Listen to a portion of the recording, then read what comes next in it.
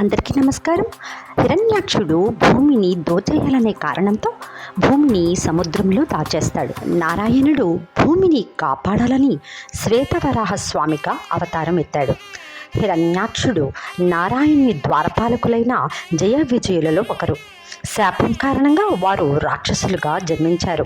ఇక నారాయణుడు శ్వేతవరాహంగా మారి కోరలతో భూమిని పైకెత్తాడు. హిరణ్యాక్షుని గదను శూలాన్ని నిర్వీర్యం చేశాడు. ఘోర యుద్ధం చేసి హిరణ్యాక్షుని సంహరించాడు. అలా భూమిని సముద్ర ప్రళయం నుండి కాపాడి శ్వేతవరాహ కల్పం అనే కొత్త శకాన్ని ప్రారంభించాడు శ్రీహరి. అందుకే భూతలాన్ని పాలించే శ్రీహరి భార్యలు భూదేవి, శ్రీదేవి అంటారు. మళ్ళీ జీవించేందుకు సృష్టిని సృష్టించడానికి విష్ణువు ఎత్తిన వరాహావతారం ఇప్పటికీ పురాతన శిల్పాలుగా చూస్తున్నాం. అంటే భూమి గోళంగా ఉందని ముందుగా చెప్పింది వరాహావతారమే. ఇప్పటికీ సంకల్పంలో శ్వేతవరాహ కల్పే అంటూ ఉంటాం. అయితే శ్వేతవరాహ అవతారాన్ని శ్రీహరి తిరుమల కొండల్లో ముగించాడు. శ్రీ వెంకటేశ్వర స్వామి వెలియడానికి ముందే వరాహస్వామి ఆలయం తిరుమలలో ఉంది.